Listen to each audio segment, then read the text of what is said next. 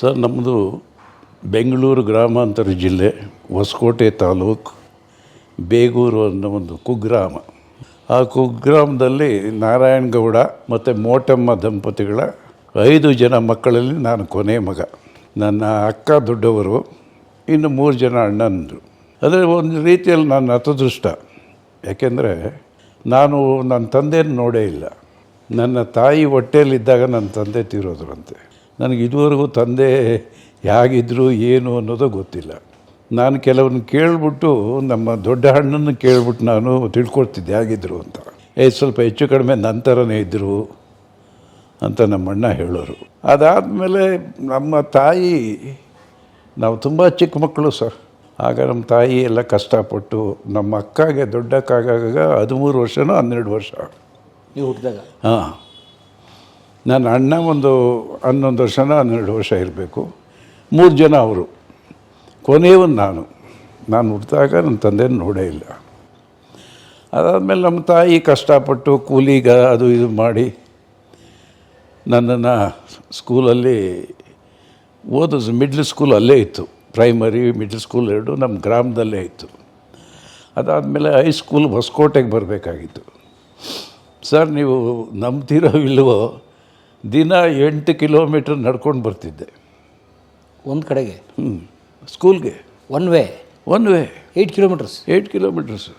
ಅವಾಗೇನು ಸರ್, ಬೆಳಗ್ಗೆ ಈ ರಾಗಿ ಮುದ್ದೆ ನಿನ್ನೆ ರಾತ್ರಿ ಮಾಡಿರೋದು ತಿನ್ನೋದು, ಹೋಗೋದು, ಹೀಗೆ ಏನೋ ಕಷ್ಟಪಟ್ಟು ಹಾಗೆ ಹೀಗೆ SSLC ಮುಗಿಸ್ದೆ.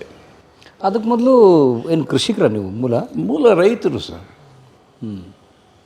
ಸ್ವಲ್ಪ ಜಮೀನಿತ್ತು, ಬಟ್ ಮಾಡೋಕ್ಕೆ ಯಾರೂ ಇಲ್ಲವೇ. ನನ್ನ ತಾಯಿ ಒಬ್ಬರೇ ಆಗಿಬಿಟ್ರು. ನನ್ನ ತಂದೆ ಹೋದ್ಮೇಲೆ ನನ್ನ ತಾಯಿ ಒಬ್ಬರೇ ಆಗಿಬಿಟ್ರು. ಅದ್ರ ಜೊತೆಗೆ ಅವರು ಸೋದರ ಮಾವಂದರು ಬೇರೆ ಇದ್ದರು. ನಮ್ಮ ಸೋದರ ಮಾವಂದರು ಅಂದರೆ ನಮ್ಮ ತಾಯಿ ತಮ್ಮಂದರು, ಅವ್ರ ಕಿರುಕುಳ ಬೇರೆ.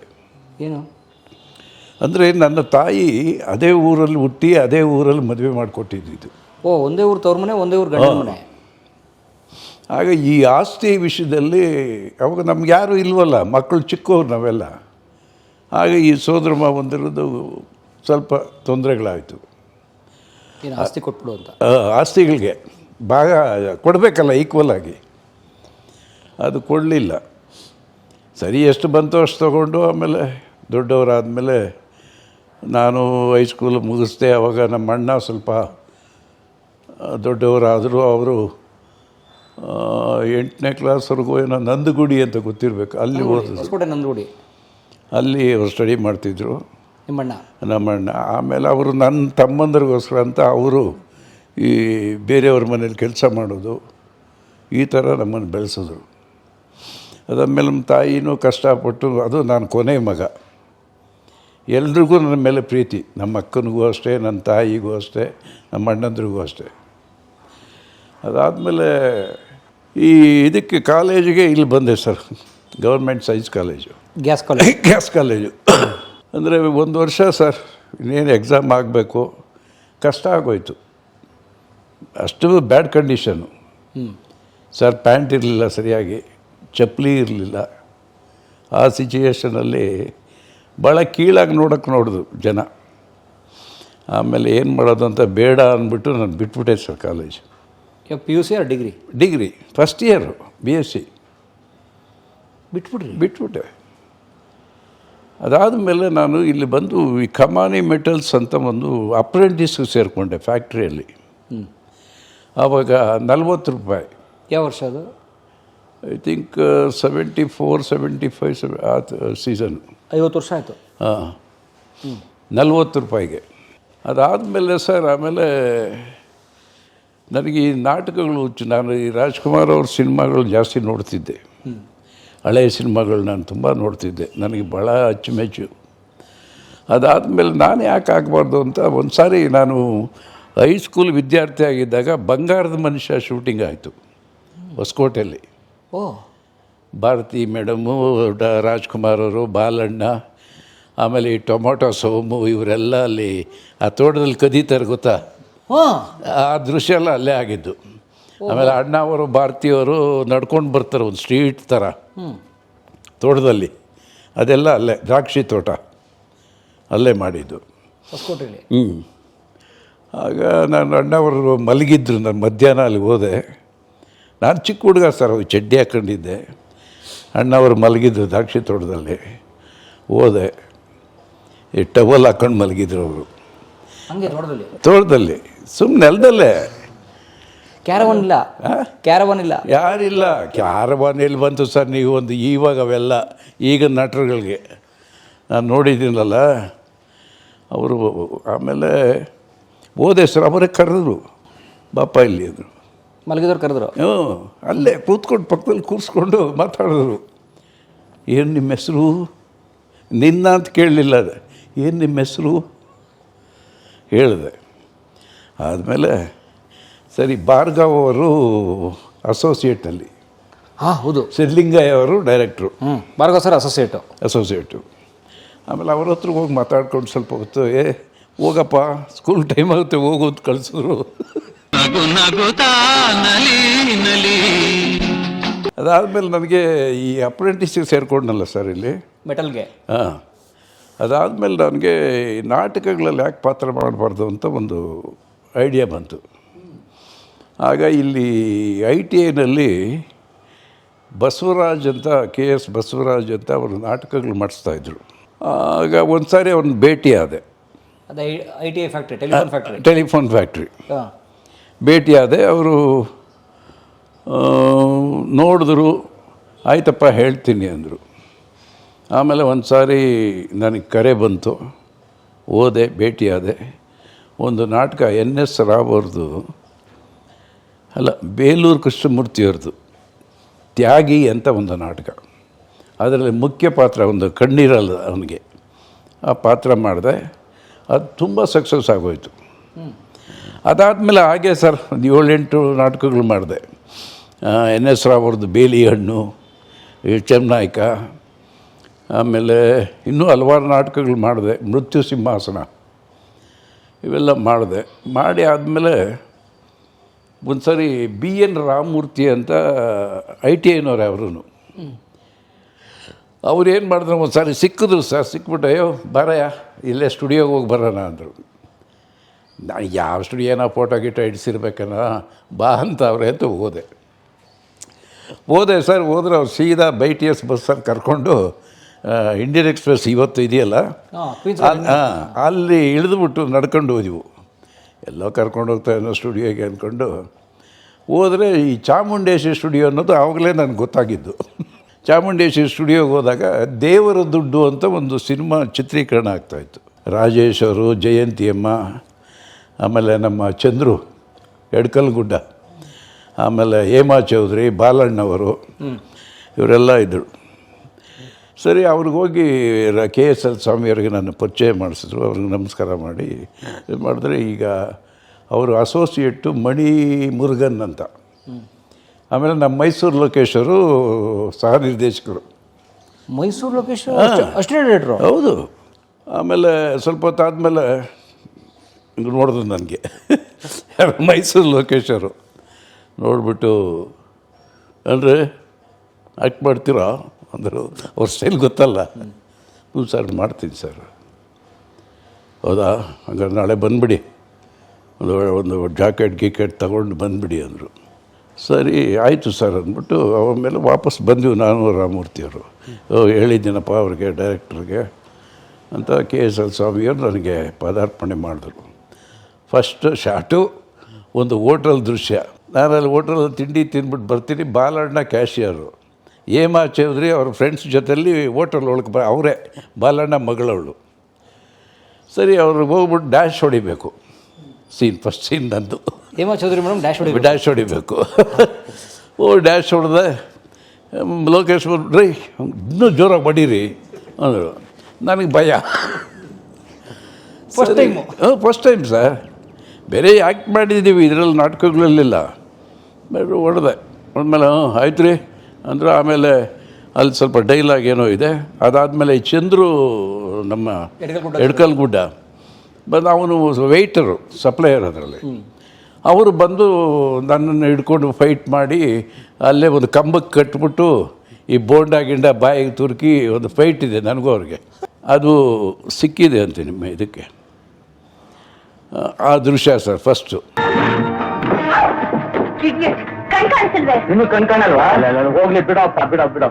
ಅದಾಯಿತು. ಅದಾದಮೇಲೆ ಹಂಗೆ ಸರ್ ಒಂದೊಂದೇ ಶುರು ಆಯಿತು. ಅದ್ರಲ್ಲಿ ಆ್ಯಕ್ಟ್ ಮಾಡಿಬಿಟ್ರಿ? ಮಾಡಿಬಿಟ್ಟೆ. ಸೊ ನಿಮ್ಮ ಮೊದಲ ಸಿನಿಮಾ ದೇವ್ರ ದುಡ್ಡು ಅದ್ರಲ್ಲಿದೆ, ಸಿನಿಮಾದಲ್ಲಿ ಇದೆ ಸೀನ್ ಇದೆ. ಬಾಯಿಗೆ ಬಣ್ಣ ತುರ್ಕೊಂಡು ಹೌದು ಇದೆ. ಇವರು ನೋಡಿರಬೇಕು ಅನಿಸುತ್ತೆ. ಸೊ ಬಿ ಎನ್ ರಾಮಮೂರ್ತಿ ಅವರಿಂದ ಸಿಗ್ತಾ ಸಿನಿಮಾ ನಿಮಗೆ? ಹೌದು, ಬಿ ಎನ್ ರಾಮಮೂರ್ತಿಯವರಿಂದ KSL ಸ್ವಾಮಿಯವ್ರನ್ನ ಭೇಟಿಯಾಗಿ ಸಿಕ್ತು. ವಾವ್. ಅದಾದಮೇಲೆ ಅನುಬಂಧ ಅಂತ VL ಆಚಾರ್ಯ ಅಂತ ಗೊತ್ತಿರಬೇಕು, ಹಳೆ ಡೈರೆಕ್ಟ್ರು ಸರ್, ಭಾಳ ಒಳ್ಳೆಯ ಡೈರೆಕ್ಟ್ರು.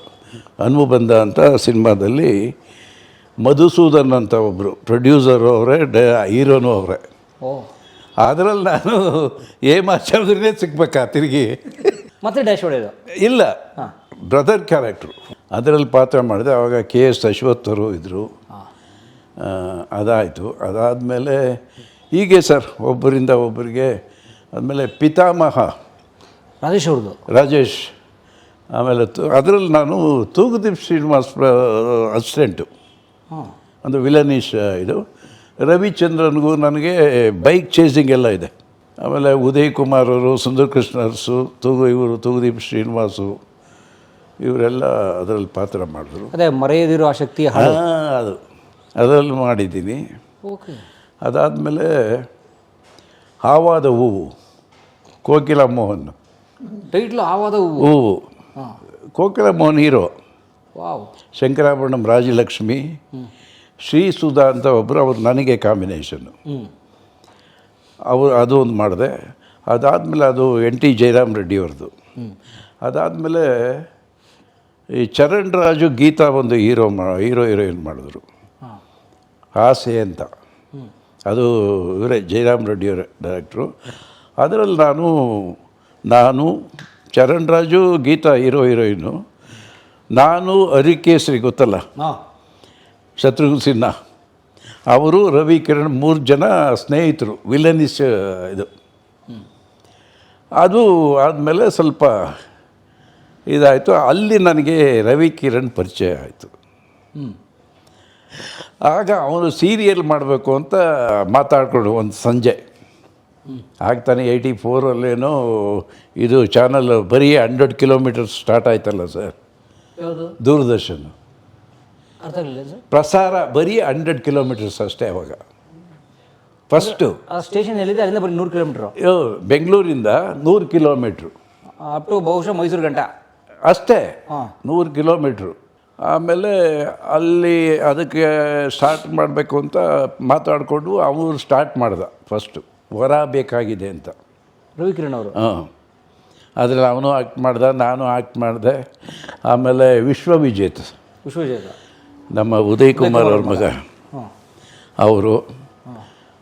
ಅದರಲ್ಲಿ ನಮ್ಮ ನಟಿ ಅವರ ಹೆಸರು ಚೆನ್ನಾಗಿತ್ತು ಸರ್. ಫಸ್ಟು ರಾಮಸ್ವಾಮಿ ಅಂತ ಒಬ್ಬರು ಇದ್ದರು, ಅವರ ಪುತ್ರಿ ಅವರು, ಆ ಹುಡುಗಿ ಆ್ಯಕ್ಟ್ ಮಾಡಿದ್ಲು.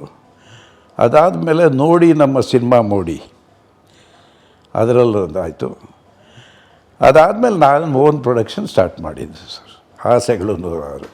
ಹೇಗೆ ಸಿಕ್ತು ಅಂದರೆ ನೋಡಿ, ನೀವು ಸಿನಿಮಾಗೆ ಬಂದ್ರಿ, ನಾಟಕದಿಂದ ಸಿನಿಮಾಗೆ ಬಂದರೆ, ಆ ಸಿನಿಮಾ ಮಾಡ್ತಾ ಮಾಡ್ತಾ ರವಿಕಿರಣ್ ಅವ್ರ ಮೂಲಕ ನಿಮ್ದು ಧಾರಾವಾಹಿ ಕ್ಷೇತ್ರಕ್ಕೆ ಪ್ರವೇಶ ಅವನು ಅದೇ ಫಸ್ಟು. ಆಗ ನನಗೂ ಅವನಿಗೆ ಸ್ವಲ್ಪ ಒಡನಾಟ ಚೆನ್ನಾಗಿತ್ತು, ಕ್ಲೋಸ್ ಫ್ರೆಂಡ್ಸ್ ಆಗಿಬಿಟ್ವು. ದಿನ ಭೇಟಿ ಆಗ್ತಿದ್ವು, ದಿನ ಅಲ್ಲಿ ಇಲ್ಲಿ ಓಡಾಡೋದು, ಈ ಕತೆಗಳು ಸೆಲೆಕ್ಟ್ ಮಾಡೋದು, ರೈಟಿಂಗು, ಇದೇ ಆಯಿತು. ಆದಮೇಲೆ ಪ್ರಾರಂಭ ಮಾಡಿದೆ ನಾನು. ಹೇಗೆ ಶುರು ಆಯಿತು ಅಂದರೆ ಹೇಗೆ ಸಿಕ್ತು, ಹೇಗೆ ಶುರು ಆಯಿತು ಸರ್? ನಾನು ಅದು ಏನಾಯಿತು ಅಂದರೆ, ತಾರಾ ಧ್ವನಿ ಅಂತ ಒಂದು ಬನಶಂಕರಿಯಲ್ಲಿ ಒಂದು ಸಂಸ್ಥೆ ಇತ್ತು. ಅವರು ಈ ಆಸೆಗಳು 106 ಅನ್ನೋ ಒಂದು ಸ್ಕ್ರಿಪ್ಟನ್ನು ಅಪ್ರೂವಲ್ ಮಾಡಿಸಿದ್ರು ದೂರದರ್ಶನಲ್ಲಿ. ಆಗ ಅವರು ಕೊಟ್ಬಿಡ್ತಾರೆ ಅಂತ ನನಗೆ ಯಾರೋ ನ್ಯೂಸ್ ಸಿಕ್ತು. ನ್ಯೂಸ್ ಸಿಕ್ಕಿದ ಮೇಲೆ ಅವ್ರ ಹತ್ರ ಹೋಗಿ ಭೇಟಿಯಾಗಿ ಅದನ್ನು ನಾನು ಪರ್ಚೇಸ್ ಮಾಡಿದೆ, ಸ್ಕ್ರಿಪ್ಟ್ನ. ಅಂದರೆ ಈ ನಮ್ಮ ಕನ್ನಡದ ಹೆಸರಾಂತ ಲೇಖಕರ ಕಥೆಗಳು, ಮಾಸ್ತಿಯವರ ಬೈಚೇಗೌಡ, ಗೋರೂರು ರಾಮಸ್ವಾಮಿ ಅಯ್ಯಂಗಾರವರ ಹೆಣ್ಣೆಂದರೆ ಹೀಗಿರಬೇಕು, ಅನುಪಮ್ ನಿರಂಜನ್ರವರ ಮಾರ್ಗದರ್ಶಿ, ಆಮೇಲೆ ನವರತ್ನ ರಾಮ್ ಅವರ ಅಮ್ಮ ಅವರ ಕಾರು, ಉಷಾ ನವರತ್ನ ರಾಮ್ದು ಆಸೆಗಳು ನೂರಾರು, MK ಇಂದಿರಾ ಅವರು ತೇರು ಬಂತು ತವರಿಗೆ, ಹೀಗೆ ಹಲವಾರು ಕಥೆಗಳು. ಅದು 39 ಕಂತುಗಳು ಬಂತು ಸರ್. ಆ ಕಾಲದಲ್ಲಿ 13 ಕೊಡ್ತಾ ಇದ್ದಿದ್ದು, ಎಕ್ಸ್ಟೆನ್ಷನ್ ಆಯಿತು. ಓ 13 ಕೊಡ್ತಾ ಇದ್ದು 39, ಅದ್ರ 3 ಟೈಮ್ಸ್ ಜಾಸ್ತಿ. 3 ಟೈಮ್ಸ್ ಜಾಸ್ತಿ ಆಯಿತು. ಅದಾದಮೇಲೆ ಅದೇನು ವಾರಕ್ಕೊಂದು ಬರೋದಾ? ವಾರಕ್ಕೊಂದು ಸರ್, ವಾರಕ್ಕೊಂದು. ಹಾಗೇನು ಸರ್, ನಾವು 2 days ಶೂಟ್ ಮಾಡ್ತಿದ್ವು, 20 ನಿಮಿಷ 25 ನಿಮಿಷದ ಇದನ್ನು ಸಂಚಿಕೆ. ಆಗ ಲೋ ಬ್ಯಾಂಡು, ದೊಡ್ಡ ಇದು ನಿಮ್ಮದು ಡಕ್ಕು ಹೊತ್ಕೊಬರ್ಬೇಕಾಗಿತ್ತು, ದೊಡ್ಡ ಕ್ಯಾಸೆಟ್ಟು. ಅದು ಕ್ಯಾಸೆಟ್ಟೇ ಆವಾಗ 1,000 ರೂಪಾಯಿ ಇತ್ತು ಬೆಲೆ. ಯಾವಾಗ 85-86 ಅಷ್ಟಿತ್ತು. ಅದಾದಮೇಲೆ ನೋಡಿ ಸರ್, ಈ ಆಸೆಗಳು ನೂರಾರು ಬಂತು. ನೀವು ಡೈರೆಕ್ಟ್ರು ಬಂದಮೇಲೆ ಒಬ್ಬೊಬ್ಬರೇ ಕರೆಯೋಕ್ಕೆ ಶುರು ಮಾಡಿದ್ರು. ಆದರೆ ನಿರ್ದೇಶನದ ಗ್ರಿಪ್ಪೇ ಆಗಿ ಸಿಕ್ತು ನಿಮಗೆ ಸರ್. ನಾನು ಇಲ್ಲಿ ರವಿ ನಾನು ಇಬ್ಬರು ಒಟ್ಟಿಗೆ ಮಾಡ್ತಿದ್ದೆವು, ನಾವೇ ಡೈರೆಕ್ಟ್ರುಗಳು, ನಾವೇ ಆ್ಯಕ್ಟ್ರುಗಳು ಆ ಸೀರಿಯಲ್ಗಳಿಗೆ. ಅವ ಹೆಚ್ಚಿಗೆ ಅವನು ಹೀರೋ ಮಾಡೋನು, ನಾನು ವಿಲನ್ ಮಾಡ್ತಿದ್ದೆ. ಆಮೇಲೆ ಇನ್ನೊಂದು ಅವನು ರವಿ ಕಿರಣ್ ಅಭಿನಯ, ನಾನು ಇನ್ನೊಂದು ಯಾವುದೋ ಮಾಡಿದೆವು, ಪ್ರೇಮವೆಂದರೆ ಏನೋ ಒಂದು ಇದು ಬರುತ್ತೆ ಸರ್, ಅದರಲ್ಲೂ ಅಷ್ಟೇ ಒಳ್ಳೆ ಕ್ಯಾರೆಕ್ಟರ್ಸ್ ಇಬ್ಬರದು, ಅಲ್ಲಿ ಫುಲ್ ರೆಕಗ್ನೈಸ್ ಆಗಿಬಿಟ್ವು. ಅದಾದಮೇಲೆ ಹಾಗೆ ಕಂಟಿನ್ಯೂ ಆಯಿತು ಸರ್ ಜೀವನ. ಆದಮೇಲೆ ಇದು ಡಾಕ್ಟರ್ ಭರತ್, ಈಚನೂರು ಶಾಂತ ಅವರದು, ಆ ಅಮ್ಮ ಪ್ರೊಡ್ಯೂಸರು ಈಚನೂರು ಶಾಂತ ಅವರು. ಕತೆ ಚೆನ್ನಾಗಿತ್ತು. ಅದನ್ನು ಸರಿ ಕರೆದ್ರು ನನಗೆ ಫೋನ್ ಮಾಡಿ, ಹೋಗಿ ಭೇಟಿ ಆದಮೇಲೆ ಪ್ರಾರಂಭ ಆಯಿತು. ಅಲ್ಲೇ ಅಮ್ಮ ಸ್ವಲ್ಪ ಸ್ಟಿಕ್ಟು ಮೇಡಮು, ಯಾರು ಕಲಾವಿದನ ಹಾಕಬೇಕು ಏನು ಇದೆಲ್ಲ ಕೇಳಿದ್ರು. ಇಲ್ಲ, ಯಾರಾದರೂ ಸಿನಿಮಾ ಆ್ಯಕ್ಟ್ರು, ಒಳ್ಳೆ ಆ್ಯಕ್ಟ್ರುಗಳನ್ನ ಹಾಕಬೇಕು ಹಾಗೆ ಹೀಗೆ ಅಂತ ಹೇಳಿದ್ರು. ಸರಿ, ನಾನು ಸಜೆಸ್ಟ್ ಮಾಡಿದೆ. ಅದಕ್ಕೆ ಮುಂಚೆ ಜೈ ಜಗದೀಶ್ ಇದರಲ್ಲಿ ಆ್ಯಕ್ಟ್ ಮಾಡಿದ್ದ, ಮಾರ್ಗದರ್ಶಿ, ಯಾರ್ದು ಅನುಪಮ್ ನಿರಂಜನ್ರವ್ರದ್ದು. ಆ ನಿರಂಜನ್ರವರು ಸ್ವಲ್ಪ ಸ್ಟ್ರಿಕ್ಟ್ ವ್ಯಕ್ತಿ, ಅನುಪಮ ಅವ್ರ ಹಸ್ಬೆಂಡು. ನೋಡ್ರಿ, ನಾಯಕ ನಟ ತುಂಬ ಸುಂದರವಾಗಿರಬೇಕು, ಸ್ಫುರದ್ರೂಪಿ ಆಗಿರಬೇಕು, ಅವ್ರ ಕಂಡೀಷನ್ ಸರ್. ಇಲ್ಲಾಂದರೆ ಕತೆ ಕೊಡಲ್ಲ. ಇಲ್ಲ ಅಂದರೆ ಆಮೇಲೆ ನೋಡಿ, ಇವರು ಅಪರ್ಣ ಒಂದು ಕ್ಯಾರೆಕ್ಟ್ರಿಗೆ ಆಕೆಯೇ ಬೇಕು, ಅವರ ಕ್ಯಾಸ್ಟಿಂಗು. ಅಲ್ಲ, ಆ ಕ್ಯಾರೆಕ್ಟರ್ ಆ ಥರ ಇತ್ತು ಸರ್. ಓಕೆ. ಆಮೇಲೆ ಹೋದೆ, ಜೈ ಜಗದೀಶ್ ಭೇಟಿಯಾಗಿ ಅವನು ರಿಕ್ವೆಸ್ಟ್ ಮಾಡ್ಕೊಂಡೆ ಬಂದೆ. ಸ್ವಲ್ಪ ಮುಖಪರಿಚಯ ಆಯಿತು, ಮಾಡಿ ಒಪ್ಪಿಸ್ಬಿಟ್ಟು ಮಾಡಿಸಿದೆ ಸರ್. ಅವನಿಗೆ ಮಾಡ್ದ. ಅದೇ ಫಸ್ಟ್ ಸೀರಿಯಲ್ ಜೈ ಫಸ್ಟ್ ಸೀರಿಯಲ್ಲು. ಅಲ್ಲವ್ರು ಸಿನಿಮಾ ಮಾಡೋರು ಅವರು. ಹೌದು, ಅದೇ ಫಸ್ಟ್ ಅವನಿದು. ಅದಾದಮೇಲೆ ಆಸೆಗಳು ನೂರಲ್ಲಿ ತುಂಬ ಎಪಿಸೋಡ್ಸ್ ಮಾಡ್ದ ಅವನು. ಅದಾದಮೇಲೆ ಮೇಜರ್ ಬಂದಿದ್ದು ಡಾಕ್ಟರ್ ಭರತ್, ಈಚನೂರು ಶಾಂತ ಅವ್ರ ಕತೆ. ಸೂಪರ್ ಹಿಟ್ಟಾಗೋಯ್ತು ಸರ್ ಅದು. ನೀವು ಡೈರೆಕ್ಟರ್ ಕಮ್ ಆ್ಯಕ್ಟ್ರು? ಡೈರೆಕ್ಟ್ರು ಆ್ಯಕ್ಟರು. ಅದಾದಮೇಲೆ ಮತ್ತೆ ಸಾಲು ದೀಪ ಅಂತ, ಸಾರಿ ನಾನು ತಪ್ಪು ಹೇಳಿದೆ ನಿಮಗೆ. ಡಾಕ್ಟ್ರ್ ಭರತ್ ಪ್ರೊಡ್ಯೂಸರ್ ನಾನೇ. ಅಲ್ಲಿಂದ ಮನೆ ಹೆಂಗಾರೆ? ಸೊ ಇದಾದ್ಮೇಲೆ ಏನಾಯಿತು? ಕತೆ ಅವ್ರದ್ದು, ಯಾರ್ದು ಈಚನೂರು ಶಾಂತ ಅವ್ರದ್ದು. ಡೈರೆಕ್ಟ್ರು ನಾನೇ, ಪ್ರೊಡ್ಯೂಸರು ನಾನೇ. ಆಗ ಜೈ ಜಗದೀಶ್ಗೆ ಮತ್ತು ಅಂಜಲಿನ ಕರ್ಕೊಂಬಂದೆ. ಮತ್ತೆ ಹಿರಿತೆರೆಯಿಂದ ಕಿರುತೆರೆಗೆ ಕರ್ಕೊಂಬಂದು ಅದರಲ್ಲಿ ಪಾತ್ರ ಮಾಡಿಸಿದ್ದು. ಅದು ಸೂಪರ್ ಡ್ಯೂಪರ್ ಹಿಟ್ಟಾಗೋಯ್ತು ಸರ್. ಅದಾದಮೇಲೆ ಇವ್ರದ್ದು ಈಚನೂರು ಶಾಂತ ಅವ್ರದ್ದು ಸಾಲು ದೀಪ ಕೇಳಿರ್ಬೇಕು ಹಾಡು. ದೀಪ ಸಾಲು ದೀಪ, ಭಾಳ SP ಹಾಡಿರೋದು ಅನಿಸುತ್ತೆ ಹಾಡು. ಅದು 4 ಫ್ಯಾಮಿಲಿ ಹೇಳಿದ್ನಲ್ಲ ಆಗಲೇ, ಸುಂದರ್ ರಾಜು, ತ್ರಿವೇಣಿ, ನಾನು, ಲಕ್ಷ್ಮೀ ಭಟ್ಟು, ಕರಿಬಸವಯ್ಯ, ಶ್ಯಾಮಲ. ಸೊ ಅದು 4 ಕತೆ ಒಟ್ಟಿಗೆ ನಡೆಯುತ್ತೆ. ಹೌದು, ಪ್ಯಾರಲಲ್ ಟ್ರ್ಯಾಕ್ಸು. ಓಕೆ. ಅದೇ ಡಿಫ್ರೆಂಟ್ ಫ್ಯಾಮಿಲೀಸ್ ಸರ್. ಓಕೆ. ಶ್ರೀಮಂತರು, ಮಧ್ಯಮ ವರ್ಗದವರು, ಲೋ ಕ್ಲಾಸ್. ಅದೇ ದೀಪ, ಸಾಲು ದೀಪ. ಓಕೆ. ಅದು ಅಷ್ಟೇ ಭಾಳ ಒಳ್ಳೆ ಸಬ್ಜೆಕ್ಟು. ನನ್ನ ಮಗಳು ಅದರಲ್ಲಿ ಪಾತ್ರ, ಚಿಕ್ಕ ಮಗಳು. ಸುಂದರಾಜ್ ಮಗಳಾಗಿ ಮಾಡಿದ್ರು. ಅದು ಸೂಪರ್ ಹಿಟ್ ಆಯಿತು. ಅದಾದಮೇಲೆ ಇಲ್ಲೇ ಸ್ವರ್ಗ, ಅದು ಬೇರೆ ಪ್ರೊಡ್ಯೂಸರು, ಉಷಾ ನವರತ್ನರಾಮ್ ಕತೆ. CR ಸಿಂಹ, ಗಿರಿಜಾ ಲೋಕೇಶ್, ಶ್ರೀಕಾಂತ್ ಹೆಬ್ಳಿಕರ್ನ ಮತ್ತು ಹೇಮಾ ಪಂಚಮುಖಿ ಪರಿಚಯ ಮಾಡಿದೆ ಅದರಲ್ಲಿ ಇಬ್ಬರನ್ನು. ಅದಾದಮೇಲೆ ಬಂಧನದಲ್ಲಿ ಜೈ ಜಗದೀಶು, ಪ್ರಮಿಳಾ ಜೋಶಾಯ್, ತ್ರಿವೇಣಿ, ನಾನು, ಆಮೇಲೆ ಲಕ್ಷ್ಮೀ ಭಟ್ಟಿದಾಳೆ, ಧನುಜನ ಫಸ್ಟು ಸೀರಿಯಲ್ ಆಗಿ ಪರಿಚಯ ಮಾಡಿದ್ದು ಮಗಳಾಗಿ, ಜೈ ಜಗದೀಶ್ ಮಗಳಾಗಿ. ಆ ಚಿಕ್ಕ ಹುಡುಗಿ ನನ್ನ ಮಗಳೇ, ಧನುಜನಿಗೆ ಬೇಬಿ ಪಾತ್ರ. ಹಾಂ, ಅದು ಸೂಪರ್ ಡ್ಯೂಪ್. ಅದು 39 ಎಪಿಸೋಡ್ ಏನೋ ಬಂತದು. ಅದು ಕಾದಂಬರಿ ಆಧಾರಿತಾನೆ. ಕಾದಂಬರಿ ಆಧಾರಿತ. ರೇಖಾ ಕಾಕಂಡ್ಗಿದು ಓಕೆ, ಎಲ್ಲ ಕಾದಂಬರಿ ಸರ್. ಇಲ್ಲೇ ಸ್ವರ್ಗನೂ ಕಾದಂಬರಿ ಇವ್ರದ್ದು, ಯಾರು ಉಷಾ ನವರತ್ನರಾಮ್ದು. ಅದಾದಮೇಲೆ ಬಂಧನ. ಅದಕ್ಕೂ ಅದು ಸೆಂಟ್ರಲ್ಲಿ ಒಂದೆರಡು ಈ ಕಾಮಿಡಿ ಟ್ರ್ಯಾಕ್ ಮಾಡಿದೆವು. Comedy serial. ಹಾಂ, ಕಿಟ್ಟು ಪುಟ್ಟು ಅಂತ. ಅದೊಂದು ಬ್ಯಾಟ್ರಿ ಚೇಂಜ್ ಮಾಡ್ತಾರೆ. ಕಿಟ್ಟು ಪುಟ್ಟು. ಆಮೇಲೆ ಕಲ್ಲೇಶಿ ಮಲ್ಲೇಶಿ ಅಂತ ಒಂದು 2 ಸೀರಿಯಲ್ ಮಾಡಿದೆ. ಅದಾದಮೇಲೆ ಈ ಇನ್ನೂ ಫಿಲಮ್ ಡಿವಿಷನ್ಗೆ ಕೆಲವು ಮೂವೀಸ್ ಮಾಡಿದೆ. ಡಾಕ್ಯುಮೆಂಟ್ರೀಸ್ ಥರನೇ ಮೂವಿ. ಅದು 16mm. ಓ, ಒಂದು ಮರೀಚಿಕೆ ಅಂತ, ಅದು ಪ್ರೊಡ್ಯೂಸರ್ ಬೇರೆ, ನಾನು ಡೈರೆಕ್ಟರ್ ಮಾತ್ರ.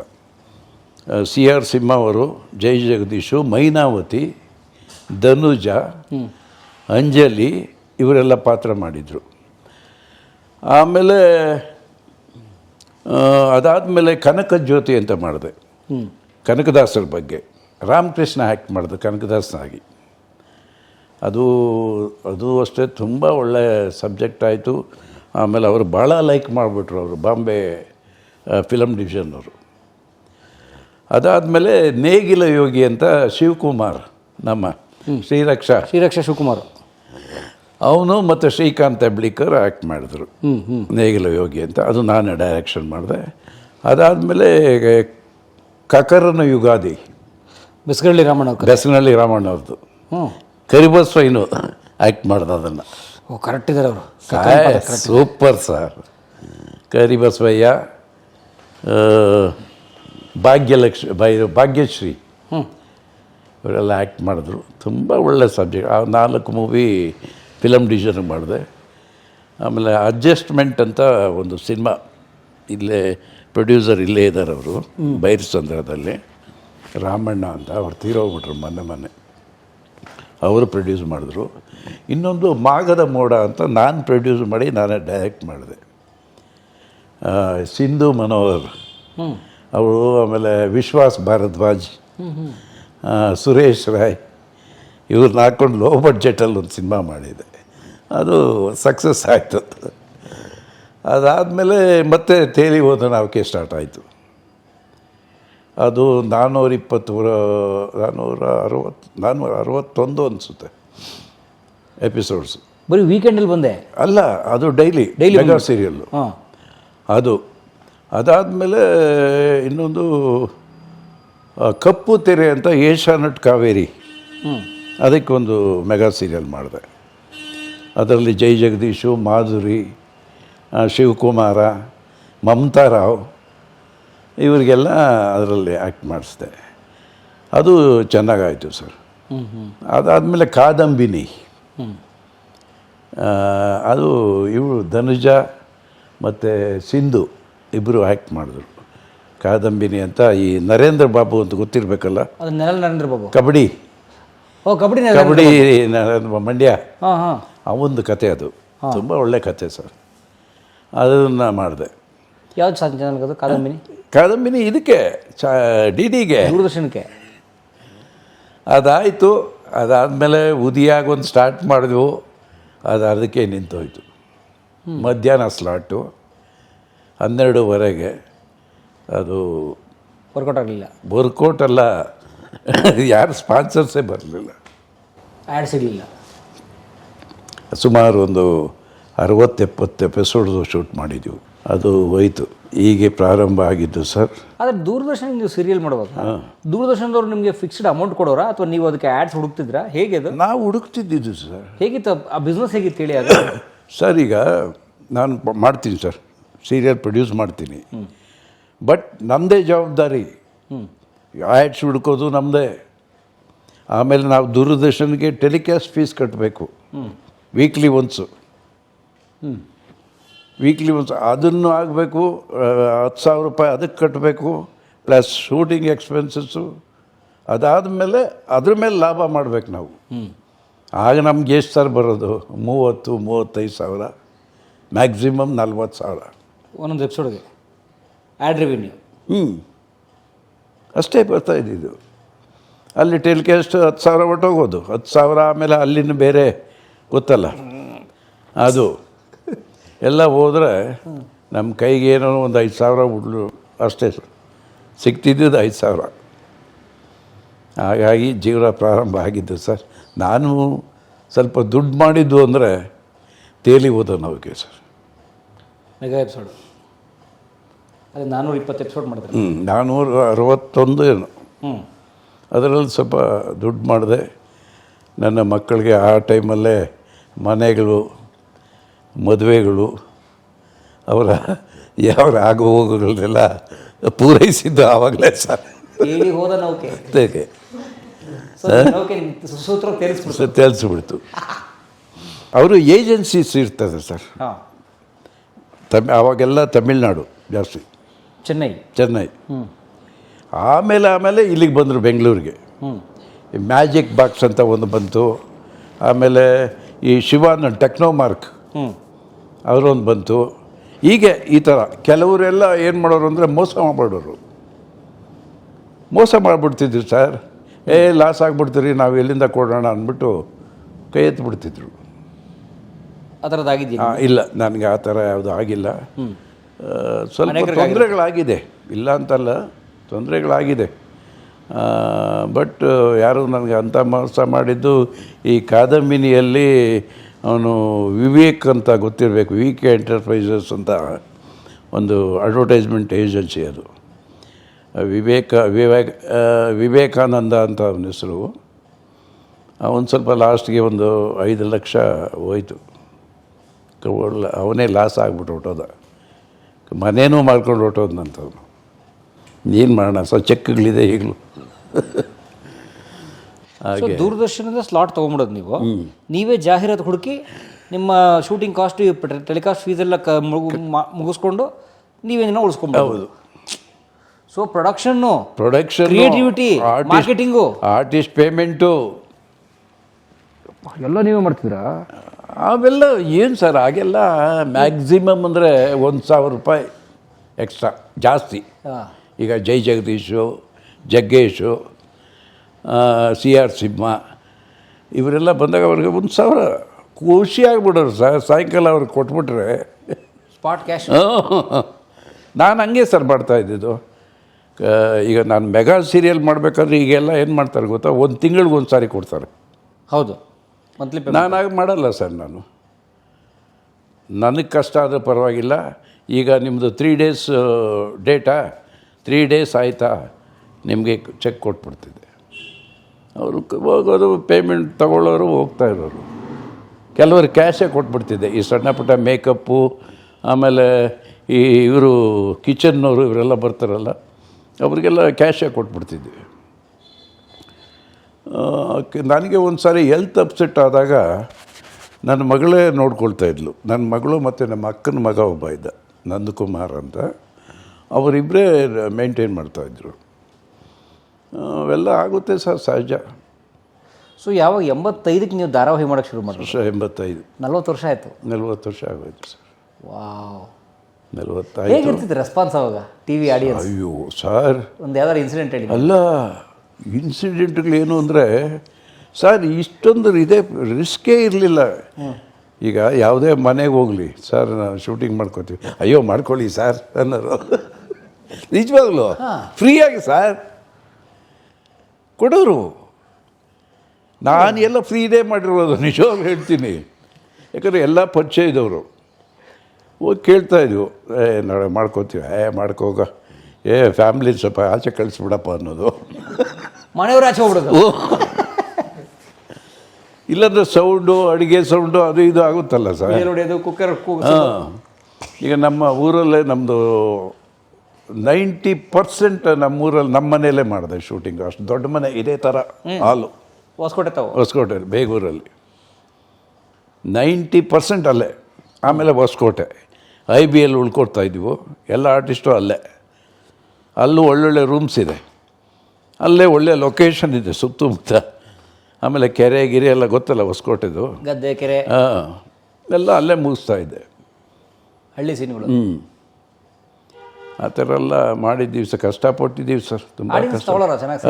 ಓ, ತುಂಬ ರೆಸ್ಪಾನ್ಸ್ ಸರ್. ಏನು ನಮ್ಮನ್ನು ರೋಡಲ್ಲಿ ಇವಾಗ ಸರ್, ನಾನು ಹೋಗ್ತಿದ್ರೆ ಬೈಕ್ SD ಓಡ್ತಾಯಿದ್ರೆ ನೋಡು ನೋಡು ನೋಡು ನೋಡು ಆ ಥರ ಒಂದು ಇದು ಅವ್ರಿಗೆ ಕ್ರೇಜು. ನಾನು ಎಲ್ಲಾದರೂ ಈಗ ಬೇರೆ ಕಡೆ ಹೋದಾಗ ಸರ್, ಈ ಧರ್ಮಸ್ಥಳ ಆ ಕಡೆ ಈ ಕಡೆ ಹೋದಾಗ ಎಷ್ಟು ಚೆನ್ನಾಗಿ ಗುರ್ತಿಡಿತಾರೆ ಗೊತ್ತಾ ಸರ್. ಆ ಸೀಸನಲ್ಲಂತೂ ನಮ್ಮದು ಸೀರಿಯಲ್ಸ್ ತುಂಬ ಬರ್ತಿದ್ದಾಗಂತೂ ಮುತ್ತಿಗೆ ಹಾಕ್ಬಿಡೋರು. ಹೌದು, 10 ವರ್ಷದ ಪೀರಿಯಡ್. ಹೌದು. ಏನು ಅವಾಗ ಈ ರಾಜ್ಯೋತ್ಸವ ಫಂಕ್ಷನ್ಗಳು, ಗಣೇಶ ಫಂಕ್ಷನ್ಗಳು ಬಿಡ್ತಾನೆ ಇರಲಿಲ್ಲ ಸರ್, ಹೇಳ್ಕೊಂಡು ಹೋಗೋದು. ಅದ್ರ ಜೊತೆಗೆ ಈ ರಾಜಕೀಯದ ಪುಡಾರಿಗಳು ಬೇರೆ ಇರ್ತಿದ್ರು. ಅಲ್ಲಿ ಕನ್ನಡದ ಬಗ್ಗೆ ಮಾತಾಡೋ ಬದಲು ಇವ್ರಿಗೆ ಜಾಸ್ತಿ ಪ್ರೋತ್ಸಾಹ ಕೊಡಬೇಕಾಗಿತ್ತು. ಏನು ಸರ್, ಇದು ನನ್ನ ಜೀವನದ ಇದು ಸರ್. ಪ್ರೇಕ್ಷಕರು ಸಿಕ್ಕಿ ಮಾತಾಡ್ತಿದ್ದ ಅಪರೂಪದ ಪ್ರಸಂಗ ಇದೆ? ಅಲ್ಲ, ಇದ್ದಾವೆ ಸರ್, ಇದ್ದಾವೆ. ಕೆಲವರು ಲವ್ ಮಾಡ್ಕೊಂಬಂದ್ಬಿಟ್ಟಿದ್ದಾರೆ ಮನೆಗೆ. ಹೌದು, ಹೇಳಿ. ನಿಜವಲ್ಲ ಸರ್. ಸರ್, ಇಲ್ಲೇ ಕೆಳಗಡೆ ಮನೆ ಅವಾಗ ಒಂದೇ ಫ್ಲೋರ್ ಇದ್ದಿದ್ದು. ನನ್ನ ಮಕ್ಕಳು ಚಿಕ್ಕವರು. ಅವರು ಆ್ಯಕ್ಚುಲಿ ಹೇಳಿದಾಗ ಒಂದು 35 ವರ್ಷ 40 ವರ್ಷ ಆಗಿರ್ಬೇಕು ಆವಾಗಲೇ ಅವ್ರಿಗೆ. ಸರ್, ನಾವು ಪಾತ್ರ ಮಾಡಬೇಕು ಸರ್, ಸೀರಿಯಲಲ್ಲಿ ಮಾಡಬೇಕು, ಯಾವಾಗ ಮಾಡ್ತೀರೋ ಸರ್ ಅನ್ನೋರು. ಹಾಂ. ಆಮೇಲೆ ಅವರ ಇಂಟೆನ್ಷನ್ನೇ ಬೇರೆ ಇರೋದು.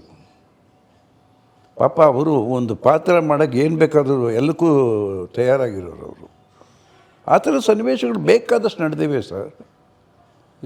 ಖಂಡಿತ. ಈಗ ಅಸಿಸ್ಟೆಂಟ್ಗಳು ಇವರೆಲ್ಲ ಇದ್ದಾರಲ್ಲ, ಜಾಸ್ತಿ ಅದೇ ಮಾಡೋದವರು. ಈಗ ಸಣ್ಣ ಪುಟ್ಟ ಕ್ಯಾರೆಕ್ಟರ್ ನಮ್ಮನ್ನು ಕೇಳಿಬಿಟ್ಟು ಸರ್ ಅಂಥವ್ರನ್ನ ಹಾಕ್ಬಿಡೋಣ ಸರ್ ಅಂತಾರೆ. ಇಲ್ಲ ಸರ್, ಇವ್ರು ಚೆನ್ನಾಗಿ ಮಾಡ್ತಾರೆ ಸರ್, ಇವ್ರನ್ನ ಹಾಕ್ಬಿಡೋಣ ಸರ್ ಅನ್ನೋರು. ಆಯ್ತಪ್ಪ, ಹಾಕ್ಬಿಡು ಹೋಗೋದು. ಹ್ಞೂ, ಇವೆಲ್ಲ ಮಾಡ್ತಾರೆ ಸರ್. ಆಮೇಲೆ ಈ ದುಡ್ಡು, ಈ ಹುಚ್ಚಿರ್ತದೆ ನೋಡಿ ಸರ್, ನೋಡಮ್ಮ. ಆ್ಯಕ್ಟಿಂಗ್ ಹುಚ್ಚು. ಹಾಂ, ಅಲ್ಲಿ ನಾವು ಯಾರ್ಯಾರಿಗೋ ಅದು ಇದಿದೆ, ಮೆಂಬರ್ಶಿಪ್ ಆಗಬೇಕು, ಆ್ಯಕ್ಟ್ ಮಾಡೋಕ್ಕೆ ಸುಮ್ಮನೆ ಅಲ್ಲ ಅಂದ್ಬಿಟ್ಟು ಎಷ್ಟೋ ಜನ ರೋಲ್ ಕಾಲು ಮಾಡ್ಕೊಂಬಿಟ್ಟವ್ರಂತ ನಮ್ಮ ಹೆಸ್ರು ಹೇಳ್ಕೊಂಬಿಟ್ಟು. ಮದುವೆ ಯಾವಾಗಾದ್ರೆ? ನಾನು 80 ಅಂತ ಸರ್, 1980. ಸೀರಿಯಲ್ ಬರೋಕ್ಕೆ ಮುಂಚೆನೇ 80. ಅದು ಮುಂಚೆ ಇವ್ರನ್ನ ನಾನು ಈ ಸೀರಿಯಲ್ ಬಗ್ಗೆ ಮಾತಾಡ್ತಿದ್ದೀವಲ್ಲ, ಈ ತುಂಬ ಜನ ನಾನು ಪರಿಚಯ ಮಾಡಿದೆ ಸರ್. ಕೆಲವು ಟೆಕ್ನಿಷಿಯನ್ಸ್ನ. ನಿಮಗೆ ಇವನು ಗೊತ್ತಿರಬೇಕು, ಬೈರ್ಸಂದ್ರ ಸುರೇಶ್. ಅವನು ನಾನೇ ಇಂಟ್ರೊಡ್ಯೂಸ್ ಮಾಡಿದ್ದು. ಅವನು ಒಂದು ಎಪಿಸೋಡ್ ಮಾಡೋಕ್ಕೆ 3 ದಿವಸ ತಗೊಂಡ ಶೂಟ್ ಮಾಡೋಕ್ಕೆ. ನಾನು ಅದರಲ್ಲಿ ಆ್ಯಕ್ಟ್ ಮಾಡಿ, ನಾನೇ ಪ್ರೊಡ್ಯೂಸರು, ನಾನೇ ಆ್ಯಕ್ಟ್ ಮಾಡಿದ್ದು. ತ್ರಿವೇಣಿ ಹೀರೋಯಿನ್ನು. 3 ಪತ್ರ ನೀಡಿದ ಸುಳಿವು ಅಂತ. ಥ್ರಿಲ್ಲರು. ಭಾಳ ಒಳ್ಳೆ ಕತೆ ಸರ್ ಅದು. ಪತ್ತೆದಾರಿ ಕತೆನಾ? ಹಾಂ, ಪತ್ತೆದಾರಿ ಕತೆ. ಆಮೇಲೆ ತುಂಬ ಜನ, ಇವರು ಧನುಜನ ಇಂಟ್ರೊಡ್ಯೂಸ್ ಮಾಡಿದ್ದು ನಾನೇ. ಆಮೇಲೆ ಆ ಎಳ್ನೀರು ಹುಡುಗಿ ಗಂಗಮ್ಮ, ವತ್ಸಲ ಅಂತ ಹೆಸರಿಟ್ಟಿದ್ದು ಅವಳಿಗೆ. ಈಗ ಹಲವಾರು ಇದ್ದಾರೆ ಸರ್. ನಾವು ಇನ್ಮೇಲೆ ಈ ಮಲ್ಲೇಶ್ ಅರ್ತಿ ಮಿಸ್ಸಸ್ ಗೊತ್ತಿರಬೇಕು ನಿಮಗೆ, ಮೀನಾಕ್ಷಿ ಅರ್ತಿ. ಆಕೆ ಅವನಿಗೆ ಮಲ್ಲೇಶ್ಗೆ ಸ್ವಲ್ಪ ಈ ಫಿಟ್ಸ್ ಅನ್ನೋರು ಗೊತ್ತಾ ಸರ್? ಫಿಟ್ಸ್ ಬಂದು ಬಿದ್ದೋಗ್ಬಿಡ್ತಿದ್ದ ಶೂಟಿಂಗ್ ಟೈಮಲ್ಲಿ, ಸ್ಪಾಟಲ್ಲಿ. ಆಮೇಲೆ ಅವನು ತೀರ್ಕೊಬಿಟ್ಟ. ನನ್ನ ಸೀರಿಯಲ್ ಯಾವುದೋ ನಡೀತಾ ಇರಬೇಕಾದ್ರೆ ತೀರ್ಕೊಬಿಟ್ಟ. ಮಲ್ಲೇಶ್ ಆಗ್ತಿದ್ರೆ ಯಾರು? ಇವರು makeup man sir, award winner. Title ಕಾರ್ಡಲ್ಲಿ ಬರೋದಲ್ಲ ಹೌದು, ಮಲ್ಲೇಶ್ ಅರ್ತಿ ಅಂತ. ಅವನು ಅವಾರ್ಡ್ ವಿನ್ನರ್ ಸರ್. ಈ ಬರ್ಗೂರು ಇವ್ರದ್ದೆಲ್ಲ ಅವನಿಗೆ, ಜಯಮಾಲ, ಕಾಸರವಳ್ಳಿ ಸರ್, ಗಿರೀಶ್ ಕಾಸರವಳ್ಳಿ, ಇವರಿಗೆಲ್ಲ ಅವನೇ ಮೇಕಪ್ ಮ್ಯಾನು. ಅಷ್ಟು ಒಳ್ಳೆ ಮೇಕಪ್ ಮ್ಯಾನು. ಓಕೆ. ಅವನು ಹೋದಾಗ ಪಾಪ ಸರ್ ಅವನಿಗೆ ಸಂಸ್ಕಾರ ಮಾಡೋಕ್ಕೂ ದುಡ್ಡಿರಲಿಲ್ಲ. ಅಯ್ಯೋ. ಹೌದು. ಆಮೇಲೆ ನಾನು ಹಲವಾರಲ್ಲಿ ನಾಗಾಭರಣ ಬಂದರು, ಜಯಮಾಲ ಬಂದರು, ಯಾರು ಬಂದರು ನೋಡಿಕೊಂಡ್ರು ಹೋದರು. ಆಮೇಲೆ ನಾನೇ ನಿಂತು ಅಲ್ಲಿ ಎಲ್ಲರಿಗೂ ಕಲೆಕ್ಟ್ ಮಾಡಿ ಅವತ್ತು ಆ ಕಾರ್ಯ ಮುಗಿಸಿ ಆಮೇಲೆ ಅವ್ರ ಮಿಸ್ಸಸ್ಗೆ ಹೇಳಿದೆ, ಬಾರಮ್ಮ ನೀನು ಮೇಕಪ್ ಮಾಡು, ಕಲ್ತ್ಕೋ ಅಂದ್ಬಿಟ್ಟು ಅವ್ರನ್ನ ಮೇಕಪ್ ಮ್ಯಾನ್ ಮಾಡಿದ್ದು. ಹೆಮ್ಮನ ಜೀವನ ನಡೆದು ಬಿಡ್ತು.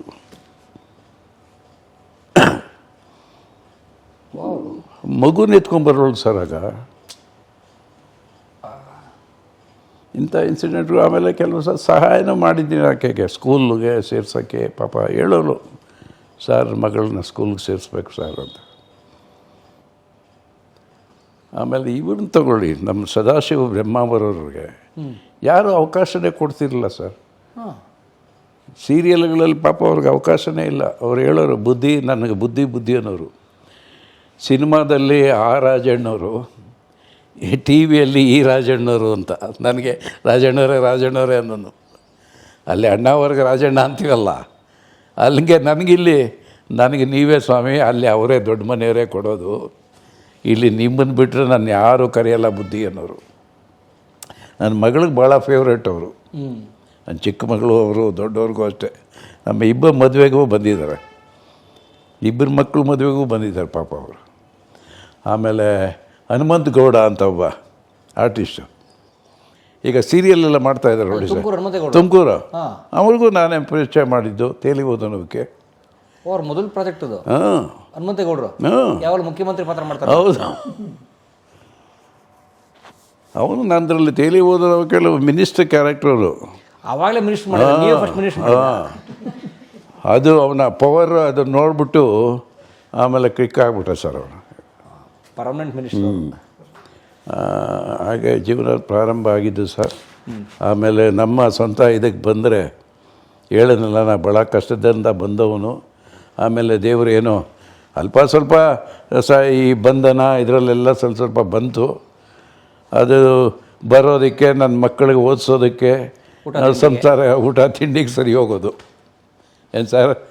ಅದಾದಮೇಲೆ ತೇಲಿ ಓದೋ ನೌಕೆ ಆದಮೇಲೆ, ಅದಕ್ಕೆ ಮುಂಚೆನೂ ಮಕ್ಕಳನ್ನ ವಿದ್ಯಾಭ್ಯಾಸ ಮಾಡಿಸ್ದೆ. ಇಬ್ಬರು ಡಿಗ್ರಿ BCom ಓದಿದ್ದಾರೆ. BCom ತಾನೇಮ್ಮ. ಆಮೇಲೆ ಏನೂ ಗೊತ್ತಿರಲ್ಲ ನಾವೆಲ್ಲಿ ಸರ್ ಆಗ ಬೆಳಿಗ್ಗೆ ಮನೆ ಬಿಟ್ಟರೆ ರಾತ್ರಿ ಅವ್ರು ನೋಡ್ತಾನೆ ಇರಲಿಲ್ಲ. ಹೇಗಿರ್ತಿತ್ತು ನಿಮ್ಮ ವರ್ಕ್ ಟೈಮಿಂಗು? ಸೀರಿಯಲ್ ಪೀಕಲ್ಲಿದ್ದಾಗ ವರ್ಕ್ ಟೈಮಿಂಗ್ ಹೇಗಿರ್ತಿತ್ತು? ಸರ್ ಬೆಳಗ್ಗೆನೇ 5 ಗಂಟೆಗೆ ಹೋಗ್ತಿದ್ದೆ. ಕೇಳಿ ನನ್ನ ಮಕ್ಕಳನ್ನ ಕೇಳಿ, 5 ಗಂಟೆಗೆ ಹೋದರೆ ರಾತ್ರಿನೇ ಬರ್ತಾಯಿದ್ದಿದ್ದು. ಏನು ಕೆಲಸ ಅಷ್ಟೊಂದು? ಸರ್ ನೈಟ್ ಶೂಟ್ ಮಾಡಬೇಕಲ್ಲ ಸರ್. ಬೆಳಗ್ಗೆಯಿಂದ ನಾನು 6 ಗಂಟೆ 6:15 ಫಸ್ಟ್ ಶಾಟ್ ತೆಗಿತಾ ಇದ್ದೆ ಸರ್. ನಿಜವಾಗ್ಲು ಕೇಳಿ, ನೀವು ಆರ್ಟಿಸ್ಟ್ಗಳನ್ನ ಕೇಳಿ, ಯಾರನ್ನ ಬೇಕಾದ ಕೇಳಿ, ಇವಳು ಧನುಜಾನೇ ಕೇಳಿ. ಆಮೇಲೆ ಶಶಿಕಲಾ ಡಬ್ಬಿಂಗ್ ಆರ್ಟಿಸ್ಟ್ ಇದೆ, ಗೊತ್ತಾ ಶಶಿಕಲಾ? ಆಯಮ್ಮ ನಾಗವಲ್ಲಿ ಡಬ್ ಮಾಡಿದಿಲ್ಲ ಅವಳು. ನನ್ನ ಸೀರಿಯಲ್ ಎಷ್ಟು ಮಾಡಿದ್ದಾಳೆ ಅಮ್ಮ. ಬಂಧನದಲ್ಲೂ ಶ್ರೀಕಾಂತ್ ಅಬ್ಳಿಕರ್ ಜೋಡಿ. ಅವ್ರು ಆ್ಯಕ್ಟ್ರೆಸ್ಸಾ? ಆ್ಯಕ್ಟ್ರು, ಒಳ್ಳೆ ಆರ್ಟಿಸ್ಟ್ ಸರ್ ಶಶಿಕಲಾ. ಶಶಿಕಲಾ ಶ್ರೀಕಾಂತ್ ಅಬ್ಳಿಕರ್ ತಾಯಿ ಅವಳು. ಅದರಲ್ಲಿ ಧನುಜ ಜೋಡಿ ಅವನು ಶ್ರೀಕಾಂತ್ ಅಬ್ಳಿಕರು. ಈ ವೈಟ್ ಪ್ಯಾಚಸ್ ಕತೆ ಅಲ್ವಾ ಸರ್? Pramila Joshai white patches. ಜೈ ಜಗದೀಶ್ ದೊಡ್ಡ ಬಿಸ್ನೆಸ್ ಮ್ಯಾನು, ಒಳ್ಳೆ ಶರ್ಟ್ ಗೇಟ್ ಹಾಕ್ಕೊಂಡು ಗಾಗಲ್ಸ್ ಹಾಕ್ಕೊಂಡು ಸಖತ್ತಾಗಿರ್ತಿದ್ದ ಅವನು. ಆ ಕತೆ. Second wife Triveni. ಇವನು ಬಿಟ್ಬಿಟ್ಟಿರ್ತಾನೆ ಜೈ ಜಗದೀಶನ, ಪ್ರಮೀಳಾ ಜೋಶಾಯಿನ. ಅದು ರೇಖಾ ಕಾಕಂಡಿಗೆಯವ್ರ ಕತೆ. ಈ ಕತೆ ನೀವು ಓದ್ತಿದ್ರ ಸಾಹಿತ್ಯ? ಹೌದು ಸರ್, ಹೌದು. ನಾನು ನೋಡ್ಬಿಟ್ಟು ಕತೆಗಳು ಇವತ್ತು ನನ್ನದು ಎಷ್ಟು ಬುಕ್ಸ್ ಇದೆ ಗೊತ್ತಾ ಸರ್? ವಾ, ಎಷ್ಟಿದೆ. ಸೊ ನೀವು ಕನ್ನಡ ಸಾಹಿತ್ಯ ಓದಿದ್ರಿ? ಹೌದು, ಎಲ್ಲನೂ ಅಷ್ಟೇ. ಈಗಲೂ ನಾನೊಂದು ಮಾಗದ ಮೋಡ ಅಂತ ಈಚಿನೂರು ಜಯಲಕ್ಷ್ಮಿಯವ್ರ ಕತೆ ಸರ್. ಅದು ಒಬ್ಬ ಕಲಾವಿದೆ ಬಗ್ಗೆ. ಅದನ್ನು ನೋಡಿ ಸರ್ ನೀವು. ಕತೆ ಬುಕ್ ಬೇಕಾದ್ರೆ ಕೊಡ್ತೀನಿ ಈಗ, ನೋಡಿ. ತುಂಬ ಚೆನ್ನಾಗಿದೆ ಕತೆ. ಮಾಗದ ಮೋಡ. ಮೋಡ ಅಂದರೆ ಅವಳು ಒಬ್ಬ ಬ್ರಾಹ್ಮಣ ಕುಟುಂಬದಲ್ಲಿ ಜನಿಸಿದಂಥ ಹುಡುಗಿ, ಸ್ಫುರದ್ರೂಪಿ. ಅವಳಿಗೆ ಮದುವೆ ಮಾಡ್ತಾಳೆ. ಅವಳು ಕಾಲೇಜ್ ಲೆವೆಲ್ಗೆ, ಹೈಸ್ಕೂಲ್ ಲೆವೆಲ್ನಿಂದ ಇರ್ತಕ್ಕಂಥ ಹುಡುಗನೇ ಅವನು ಪ್ರೀತಿ ಮಾಡ್ತಾ ಇರ್ತಾನೆ. ಬಟ್ ಅವನು ಇವಳಿಗೆ ಹೇಳಲ್ಲ, ಇವಳು ಅವನಿಗೆ ಹೇಳಲ್ಲ. ಅವ್ರ ತಂದೆ ತಾಯಿ ಬ್ರಹ್ಮ ಅವರು ಮತ್ತು ರವಿ ಕಲಾ ಆ ಪಾತ್ರ ಮಾಡಿದರು. ಆಗ ಏನು ಮಾಡ್ತಾರೆ, ಇವ್ರಿಗೆ ಮದುವೆ ಫಿಕ್ಸ್ ಮಾಡಿಬಿಡ್ತಾರೆ ಹುಡುಗಿಗೆ. ಅದನ್ನು ಇವನು ಸುರೇಶ್ ರಾಯ್ ಮದುವೆ ಮಾಡಿಬಿಡ್ತಾರೆ. ಮದುವೆ ಮಾಡಿಬಿಟ್ಟು ಆದಮೇಲೆ ಇವಳ ರೂಪ ನೋಡಿ ಯಾವುದೋ ಒಂದು ರಿಸೆಪ್ಷನ್ನಲ್ಲಿ ಪ್ರೊಡ್ಯೂಸರ್ ಒಬ್ಬರು ನೋಡಿಬಿಡ್ತಾರೆ ಅವಳನ್ನ. ಇವನಿಗೆ ಗಂಡನ ಕೇಳ್ತಾರೆ, ಏನ್ರಿ ನಿಮ್ಮ ಶ್ರೀಮತಿಯವ್ರನ್ನ ಈ ಥರ ನಾವು ನಾಯಕಿ ಮಾಡಬೇಕು ಅಂತಿದ್ದೀವಿ, ಮಾಡ್ತೀರಾ ಅಂತ. ಅವನು ಹಣದ ಹಿಂದೆ ಹೋಗ್ತಾನೆ, ನಾಯಕಿ ಪಾತ್ರ ಸರ್. ಆಮೇಲೆ ಅವಳ ಜೀವನ ಹೆಂಗಾಗುತ್ತೆ ಅಂತ ಭಾಳ ಒಳ್ಳೆ ಕತೆ ಸರ್. ಟಾಪ್ ಹೀರೋಯಿನ್ ಆಗಿಬಿಡ್ತಾಳೆ, ಎಲ್ಲ ಲ್ಯಾಂಗ್ವೇಜಲ್ಲೂ ಪಾತ್ರ ಮಾಡ್ತಾಳೆ. ಸ್ವಂತ ಒಂದು ಮಗುನ ಉಳಿಸ್ಕೊಳ್ಳೋಕ್ಕಾಗಲ್ಲ ಅವಳ ಕೈಲಿ. ಲಾಸ್ಟ್ಗೆ ಸರ್ ಬರ್ತಾಳೆ ಅವಳು, ಯಾವುದೋ ಶೂಟಿಂಗ್ ಹೋಗಿರ್ತಾಳೆ. ಮನೆಗೆ ಬಂದಾಗ ಮಗು ಇರೋದಿಲ್ಲ, ಹೋಗ್ಬಿಟ್ಟಿರುತ್ತೆ ಮಗು. ಅದು ಅವಳಿಗೆ ವಿಷಯನೇ ತಿಳಿಸಿರಲ್ಲ, ಗಂಡನೂ ಅಷ್ಟೇ, ಅತ್ತೆ ಮಾವ. ಅದಾದಮೇಲೆ ಎಲ್ಲ ಕಡೆ ಹುಡ್ಕಾಡ್ತಾಳೆ. ಅವನ ಪ್ರದ್ಯುಮ್ನ ಅಂತ ಅವನ ಹೆಸರು, ಮಗು ಹೆಸರು. ನೋಡಿದ್ರೆ ಒಂದು ಇದರಲ್ಲಿ ಫೋಟೋ ಇರುತ್ತೆ, ಅಲ್ಲಿ ಅವಳು ಬರ್ಸ್ಟ್ ಆಗ್ತಾಳೆ ಸರ್. ನೋಡಿ ಆ ಫೋಟೋನ ಕೈಗೆ ತಗೊಳ್ತಾಳೆ. ತಗೊಂಡು ಏನೂ ಮಾತಾಡಲ್ಲ ಸರ್. ಗಂಡನ ಹತ್ರ ಹೋಗ್ತಾಳೆ, ಏನಿದು ಅಂತಾಳೆ. ಬಿಡು, ಇನ್ನೊಂದು ಮಾಡ್ಕೊಳ್ಳೋಣ ಅಂತಾನೆ. ಇನ್ನೊಂದು ಮಗುನ ಮಾಡ್ಕೊಳ್ಳೋಣ ಬಿಡು ಅಂತಾನೆ ಹೇಳ್ತಾಳೆ ಸರ್. ತಾಳಿ ಇರ್ತಾಳೆ ಕೈಯಲ್ಲಿ, ಈ ಕುತ್ತಿಗೆಯಲ್ಲಿ ತಾಳಿ ಕೀಳ್ತಾಳೆ. ಅವನ ಮುಖಕ್ಕೆ ಎಷ್ಟು ಬಿಟ್ಟು ಸರ್ ಆ ಫೋಟೋನ ತಗೊಂಡು ಹೊಟ್ಟೋಗ್ಬಿಡ್ತಾಳೆ. ಬಂದು ಅವಳು ಒಂದು ಎಸ್ಟೇಟ್ ಮಾಡ್ತಾಳೆ ಸರ್. ಎಸ್ಟೇಟೆಲ್ಲ ಪರ್ಚೇಸ್ ಮಾಡಿ ಅಲ್ಲಿ ಈ ಬಡ ಮಕ್ಕಳನ್ನ, ನಾನಾ ರೀತಿಯ ಮಕ್ಕಳನ್ನು ಸಾಕಿ ದೊಡ್ಡವ್ರು ಮಾಡ್ತಾಳೆ. ಅದು ಅವಳ ಸಬ್ಜೆಕ್ಟ್ ಸರ್. ಮಾಗದ ಮೋಡ. ಹಾಂ, ಇದನ್ನು ಮಾಡಿದ ಸೀರಿಯಲು? ಹೌದು, ಚೆನ್ನಾಗಿದೆ ಕತೆ. ಹಿಂಗೆ ಪ್ರಾರಂಭ ಆಗಿದ್ದು ಸರ್. ಇದು ನೋಡಿದ್ರೆ ನನಗೆ 2 ಮುತ್ತು ರತ್ನಗಳು. ಏನು ಸರ್, ನನಗೆ ಒಬ್ಬ ಮನುಷ್ಯನಿಗೆ 2 ಕಣ್ಣು ಎಷ್ಟು ಮುಖ್ಯನೋ ಹಾಗೆ ನನಗೆ ಇಬ್ಬರು ನನ್ನ ಮಕ್ಕಳು. ಈ ವಯಸ್ಸಲ್ಲಿ 71 ಆಯಿತು, 72 ಏಪ್ರಿಲ್ ಬಂದರೆ 72ನೇ ವಯಸ್ಸಲ್ಲೂ ಈಗ ನಾನಿನ್ನೂ ನನ್ನ ಮಕ್ಕಳು ಅಷ್ಟು ಚೆನ್ನಾಗಿ ನನ್ನನ್ನು ನೋಡ್ಕೊಂಡಿದ್ದಾರೆ. ಅದೇ ಮೇಯ್ನ್ ಕಾರಣ ಸರ್, ಬೇರೆ ಇನ್ನೇನಿಲ್ಲ. ಯಾಕಂದರೆ ಯಾವಾಗಲೂ ನಮಗೆ ಯಾವುದೇ ಒಂದು ಕೊರತೆ ಇರಬಾರ್ದು. ಬೆಳಗ್ಗೆ ಎದ್ದು ವಾಕ್ ಮಾಡ್ತೀನಿ, ಸಂಜೆನೂ ಫ್ರೀ ಇದ್ದರೆ ವಾಕ್ ಹೋಗ್ತೀನಿ. ನನಗೇನಿಲ್ಲ ಸರ್, 2 ಮಕ್ಕಳು, ಅವ್ರಿಗೆ 2 ಹೆಣ್ಮಕ್ಳು. ಸರ್ ಇದು ಜೀವನ ಸರ್, ಇದು ನನ್ನ ಕತೆ. ನೋವನ್ನು ನುಂಗಿಕೊಂಡು ನಗೆವೀರೋ ಸುಹಾಸಿನಿ. ಕಲಾ ಮಾಧ್ಯಮದ ಎಲ್ಲ ಎಪಿಸೋಡುಗಳು ನಿಮಗೆ ಸಿಗಬೇಕು ಅಂತಂದ್ರೆ ಕಲಾ ಮಾಧ್ಯಮ ಯೂಟ್ಯೂಬ್ ಚಾನೆಲ್ನ ಸಬ್ಸ್ಕ್ರೈಬ್ ಮಾಡಿ, ಬೆಲ್ ಐಕಾನ್ನ ಕ್ಲಿಕ್ ಮಾಡಿ, ತಪ್ಪದೇ ಮಾಡಿ. ವಿಡಿಯೋ ನೋಡಿದ್ದಕ್ಕೆ ನಿಮಗೆ ತುಂಬ ಧನ್ಯವಾದಗಳು. ಪುಸ್ತಕಗಳನ್ನು ಓದು ಮನಸ್ಸನ್ನು ಅರಳಿಸುತ್ತೆ, ಬುದ್ಧಿಯನ್ನು ಚುರುಕು ಮಾಡುತ್ತೆ, ಕಾಣದ ಹೊಸ ಲೋಕವನ್ನು ಪರಿಚಯಿಸುತ್ತೆ. ಹಾಗಾಗಿ ಓದುವ ಸಂಸ್ಕೃತಿ ಹೆಚ್ಚಾಗ್ಲಿ. ಧನ್ಯವಾದ.